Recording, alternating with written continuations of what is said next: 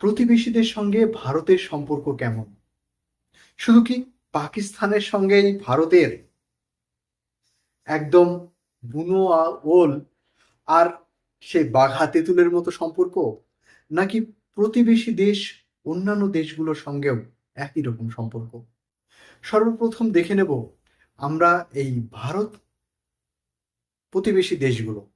ভারতের প্রতিবেশী দেশ একদিকে আপনারা জানেন আছে চায়না, একদিকে আছে নেপাল, ভুটান, একদিকে আছে বাংলাদেশ, আফগান আফগানিস্তান আছে, পাকিস্তান আছে, আর আছে একদম নিচের দিকে আছে শ্রীলঙ্কা।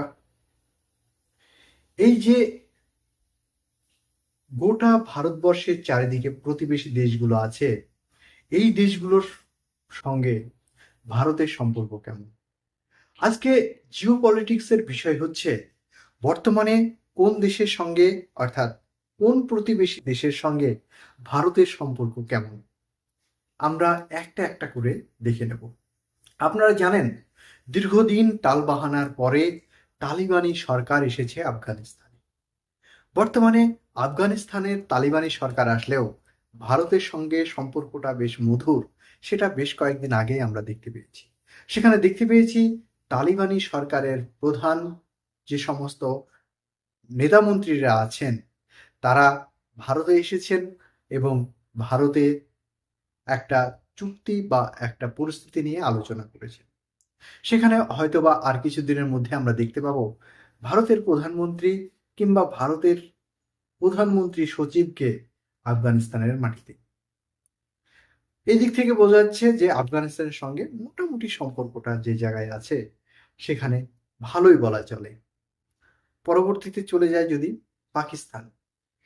পাকিস্তানের সঙ্গে আফগানিস্তানের সম্পর্ক বর্তমানে একেবারেই খারাপ। যদিও দুটোই মুসলিম রাষ্ট্র, আফগানিস্তানও মুসলিম রাষ্ট্র, পাকিস্তানও মুসলিম রাষ্ট্র। মুসলিম রাষ্ট্র হওয়ার পরেও বর্তমানে দুটি মুসলিম রাষ্ট্রের ভিতরে সম্পর্ক একদম বাজে, একদম খারাপ অবস্থায় আছে। আর এই সম্পর্ক খারাপ অবস্থাটাকে কাজে লাগিয়ে ভারত আফগানিস্তানের সঙ্গে বন্ধুত্বের হাত বাড়িয়ে দিয়েছে এবং এই বন্ধুত্বের হাত বাড়িয়ে দেওয়ার কারণে আফগানিস্তানের সঙ্গে বন্ধুত্ব এবং পাকিস্তানের সঙ্গে সম্পর্ক আরো খারাপ থেকে খারাপের জায়গায় চলে গেছে ভারতের। এবং আফগানিস্তানের সঙ্গে পাকিস্তানের একটা যুদ্ধ পরিস্থিতি চলছে। আপনারা জানেন কিছুদিন আগে আফগানিস্তানের মধ্যে ঢুকে পাকিস্তানের যে আইএসআই বাহিনী সেটা আফগানিস্তানের বেশ কিছু মানুষকে নিহত করেছে। আবার আফগানিস্তানও পাল্টা জবাব দিয়েছে। এই একটা জবাব পাল্টা জবাবের মধ্য দিয়ে চলছে আফগানিস্তানের এবং পাকিস্তানের সম্পর্ক। মাঝখান থেকে ভারতের এত ইন্টারেস্টটা কোথায়, সেই জায়গাটা কিন্তু আপনাদের বুঝতে হবে। ভারতের ইন্টারেস্টের জায়গা ওই যে কথাই বলে, আমার শত্রুর শত্রু আমার বন্ধু, আমার শত্রুর শত্রু আমার বন্ধু। অর্থাৎ আমার শত্রু পাকিস্তান, পাকিস্তানের শত্রু আফগানিস্তান, আফগানিস্তান আমার। এই যে ট্র্যাজেডি, এই যে পলিটিক্স, এই পলিটিক্সের খেলা খেলে বর্তমানে আমরা লক্ষ্য করে দেখছি যে ভারত আফগানিস্তানের সঙ্গে একটা বন্ধুত্বপূর্ণ আলাপ আলোচনার মধ্যে দিয়ে এগোচ্ছে। এইবার চলে আসি যে একটা দেশের কথা প্রতিবেশী দেশের মধ্যে বলাই হয়নি, সেটা হচ্ছে বাংলাদেশ। বর্তমানে আপনারা জানেন বাংলাদেশের সঙ্গে সম্পর্ক একদম বাজে একটা পরিস্থিতি। কেন বাজে পরিস্থিতি? কেননা বাংলাদেশের যে উপদেষ্টামূলক সরকার আছে সেই সরকার বর্তমানে ভারতের সঙ্গে সেই রকম ভাবে আদান প্রদান বা আমরা কখনো কখনো দেখেছি যে বাংলাদেশের সঙ্গে এমন পরিস্থিতি চলে এসেছে যে আমরা ইলিশ মাছ দেব না, এরকম কথা পর্যন্ত বলেছে যে আমার দেশের মানুষ ইলিশ মাছ খাবে, আমরা ভারতকে ইলিশ মাছ দেব না। এবং ভারতের আমাদের কোনো কিছু পণ্যের প্রয়োজন নেই, আমরা পেঁয়াজ রীতিমতো জমিতে ফলাতে পারছি, বা পেঁয়াজের দাম যদি বেশি হয় সেখানে আমরা বিকল্প কোনো কিছু রান্না করে খাবো, দরকার বেগুন রান্না করে খাবো সে পেঁয়াজ ছাড়াই। বা আপনারা জানেন বাংলাদেশে প্রচুর পরিমাণে মাংস সরবরাহ হয়, সেই মাংসের যোগানও কিছুটা হলে আমাদের ভারতবর্ষ দেয়, সেটাও আমাদের প্রয়োজন নেই, দরকার হয় আমরা আমাদের দেশে যে মাংস আছে সেই মাংস হাজার কেন 1500 টাকা যদি কিলো হয় তবুও আমরা কিনে খাবো, এইরকম একটা পর্যায়ের মধ্য দিয়ে বাংলাদেশ চলছে। এবং তার ফলে আমরা দেখতে পাচ্ছি বাংলাদেশের সঙ্গে ভারতের সম্পর্ক একদম তলানিতে। এখন সবচাইতে মজার বিষয় হচ্ছে যে আফগানিস্তান যে সামান্যতম বর্ডার শেয়ার করে, সেই সামান্যতম বর্ডারের মধ্যে কিন্তু সেরকম ভাবে ভারতের সঙ্গে অতটা ইফেক্ট পড়বে না। কেননা একটা জিনিস বুঝতে হবে যে যখন আমরা একটা দেশ যখন আরেকটা দেশের সঙ্গে সম্পর্ক খারাপ হবে, সেই সম্পর্কটা যদি প্রতিবেশী দেশ হয়, সেই প্রতিবেশী দেশের বর্ডারটা কতটুকু শেয়ার করছে সেই জায়গাটা কিন্তু আমাদের বুঝতে হবে। সেই বর্ডার শেয়ার করাটা জায়গাটা যদি আমরা দেখতে যাই, বাংলাদেশ হচ্ছে সবচাইতে বর্ডার শেয়ার করার জায়গাটা অনেক বেশি।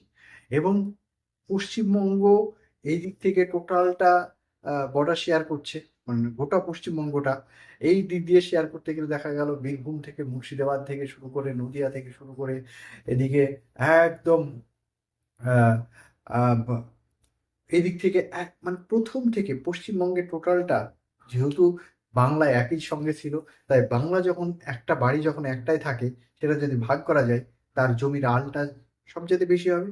এবং তারপরে যদি আমরা ওদিকে চলে যাই আসাম, ত্রিপুরা, মিজোরাম থেকে শুরু করে এদিক থেকে যদি শুরু করতে, তারপরে ওই দিকটাতেও সেই একই রকম পরিস্থিতি আমরা লক্ষ্য করে দেখছি। চায়না আছে বেশ কিছুটা উপরে। এখন ঘটনা হচ্ছে যে চায়নার সঙ্গে তো মোটামুটি ভারতের সম্পর্ক ভালোই আছে। বাংলাদেশের সঙ্গে যখন সম্পর্কের জায়গাটা বলতেই আসছি, তখন বাংলাদেশের সঙ্গে সম্পর্কের জায়গাটা একদম তলানিতে।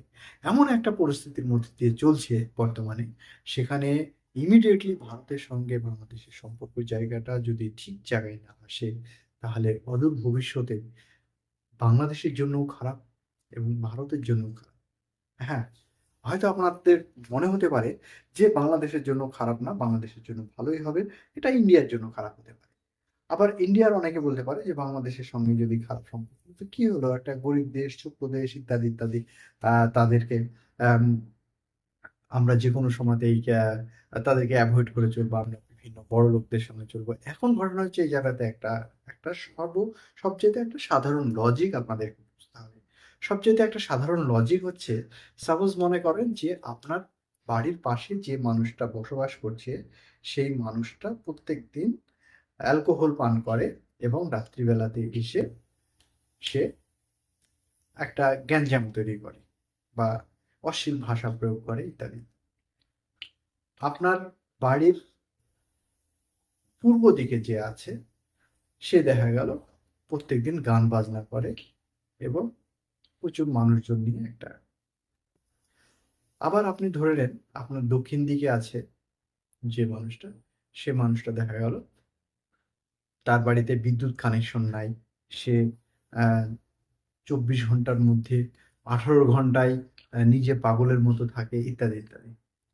আবার ধরে নেন এই চারিপাশ দিয়ে দেখা গেল সবগুলোই দেখা গেল অসুস্থ মানুষ।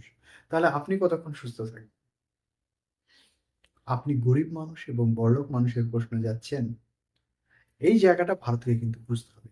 ভারতকে এনি হাউ যে কোনো মূল্যে। এখন ঘটনা হচ্ছে যে মানুষটা আপনার বাড়ির চারিপাশে যে মানুষটা দেখা গেল রিক্সাওয়ালা আছে, সেই রিক্সাওয়ালাটাকে আমি ঘৃণা করতে বলছি না। তার সুখ দুঃখে তার পরিস্থিতি আপনি বুঝুন, আপনার পরিস্থিতিটা বোঝার দরকার আছে। এটা ভারতের জন্য কিন্তু অত্যন্ত গুরুত্বপূর্ণ একটা বিষয়। ভারতের জন্য একটা খুব গুরুত্বপূর্ণ বিষয়। কেননা এখন যদি বাংলাদেশের সঙ্গে পাকিস্তানের সম্পর্কটা ভালো হয়ে গেল, বাংলাদেশের সঙ্গে পাকিস্তানের সম্পর্কটা ভালো হয়ে গেলে প্রত্যেকটা দেশের তো একটা আর্মস, একটা ফোর্স, একটা তার যুদ্ধ মেকানিক্স এর জন্য বা একটা দেশকে প্রোটেক্ট দেওয়ার জন্য তাতে একটা পরিধি আছে। যে কারণ থেকে ইন্দিরা গান্ধী সেই সময়তে বাংলাদেশকে দুই ভাগে ভাগ করা, অত্যন্ত কৌশল নিয়ে একটা বাংলাদেশ নামক একটা নতুন রাষ্ট্রের জন্ম দিয়ে ভারতকে সেফ জায়গায় নিয়ে গিয়েছিল। বর্তমানে নরেন্দ্র মোদী সরকারের এই পরিস্থিতিতে যদি বাংলাদেশের সঙ্গে সম্পর্ক খারাপ জায়গায় গিয়ে পাকিস্তানের সঙ্গে সম্পর্ক ভালো জায়গায় গিয়ে পাকিস্তান এবং বাংলাদেশ আবারও সেই একই রকম পজিশনে যাওয়ার ফলে ভারতের জন্য কিন্তু খুব একটা ভালো জায়গায় যাবে বলে আমি মনে করছি না। অবশ্যই আপনারা কমেন্ট করে জানাবেন যদি এই সম্পর্ক জায়গাটা দিনের পর দিন যদি খারাপ জায়গায় থাকে, তাহলে আগামী দিনে ভারতের জন্য ভালো জায়গায় যাবে না খারাপ জায়গায় যাবে? অবশ্যই কমেন্ট করে জানাবেন। ওই যে একটা কথা বললাম, বাড়ির প্রতিবেশীটা যদি আপনার রিক্শাওয়ালা হয়, তবুও আপনি যদি সপরিবারে চাকরিজীবী হন, আপনার মান্থলি যদি ১.৫ থেকে ৳২,০০,০০০ ইনকাম হয়, আর সেই মানুষটার যদি মান্থলি ৳২০,০০০ ইনকাম হয়, তবুও তার সুখে-দুঃখে, তার আ আ আচার অনুষ্ঠানে সমস্ত জায়গাতে সমানভাবে পার্টিসিপেট করার দরকার আছে। কেননা যেকোনো সময়তে সেই রিক্শাওয়ালা আপনার বাড়ির উপরে, আপনার ফ্যামিলির উপরে আক্রমণ করতে পারে কারোর ইন্ধনে। সে আপনার ক্ষতি করবে সেটা আমি বলছি না। কারোর ইন্ধনে এটা করতে পারে। সাপোজ মনে করুন আপনার সঙ্গে সম্পর্ক খারাপ আছে, ও বলল যে এক কাজ করবে, তুমি তোমার বাড়িতে আগুন লাগিয়ে দাও, সমস্যা নাই, তোমার বাড়ির পাশে আমি আরেকটা জায়গাতে তোমাকে আল্টিমেটলি একটা বাড়ি করে দেব। সে দেখা গেল বলল যে তাই তো, এই বাড়িটা আমার পুরাতন আছে। এবার আপনার বাড়ির পাশে যদি আগুন লেগে যায়, তাহলে স্বাভাবিকভাবে আপনার তো কিছুটা হলেও ক্ষতি হবে। কিছুটা হলেও তো ক্ষতি হবে। এই যে একটা পরিস্থিতি, তাই ভারত কতটা ক্ষতিগ্রস্ত হবে বা ভারতের কতটা উপকৃত হবে, এর চাইতে বড় বিষয় হচ্ছে যদি পাকিস্তান যেরকমভাবে আগ্রাসন ভূমিকা নিয়ে পাকিস্তান যেভাবে আগ্রাসন ভূমিকা নিয়ে বাংলাদেশকে ব্যবহার করতে চাইছে, ভারতের সঙ্গে একটা প্রতিশোধমূলক একটা পরিস্থিতি নেওয়ার জন্য ভারতের ইমিডিয়েটলি উচিত যত দ্রুত সম্ভব বাংলাদেশের সঙ্গে সম্পর্ক স্থায়ী জায়গাতে নিয়ে আসা, ভালো জায়গাতে নিয়ে আসা। ঠিক আগের মতো, সেটা যে সরকারই আসুক না কেন। সেটা আম শেখ হাসিনা চলে গেছে, তাতে কি হয়েছে? প্রতিবেশী যে কেউ আসতে পারে। প্রতিবেশীতে কোনো একজন মারা যেতে পারে, কেউ একজন সেখান থেকে চলে যেতে পারে। কিন্তু যে প্রতিবেশী যে বর্তমানে সেখানে বসবাস করছে, তাকে অবশ্যই গুরুত্ব দেওয়া দরকার আছে ভারতের। তাকে গুরুত্ব দিয়ে দেখে আগামী দিনে অবশ্যই আমরা হয়তো দেখতে পাবো ভারতের সঙ্গে বাংলাদেশের একটা সুসম্পর্ক। আজকে এই এপিসোডটা কেন বানালাম, কেন এতগুলো কথা বললাম, অবশ্যই আগামী যে ভিডিওটি আসছে, অবশ্যই আপনাদের সেখানে তুলে ধরবো কেন আজকের এই ভিডিওটা বানানো হলো। বাংলাদেশের সঙ্গে পাকিস্তানের সম্পর্কটা ভালো জায়গায় যাচ্ছে। এর ফল ভারতের খারাপ হবে, এই কথাটা কেন বলছি? জাস্ট একটু আপনাদের সামনে টাচ দিয়ে রাখছি। আগামী ভিডিওতে যে বিষয়টা তুলে ধরবো, সেই বিষয়টা একটু টাচ দিয়ে রাখছি। সেটা হচ্ছে আপনারা জানেন রীতিমতো পাকিস্তানের নেভি বাংলাদেশে অবস্থান করছে। এখন ঘটনা হচ্ছে কোনো একটা দেশের ফোর্স আরেকটা দেশে গিয়ে অবস্থান করে, সে দেশকে প্রোটেস্ট দেয়, সেই দেশেরকে সার্ভিস দেয়। কেন দেয়?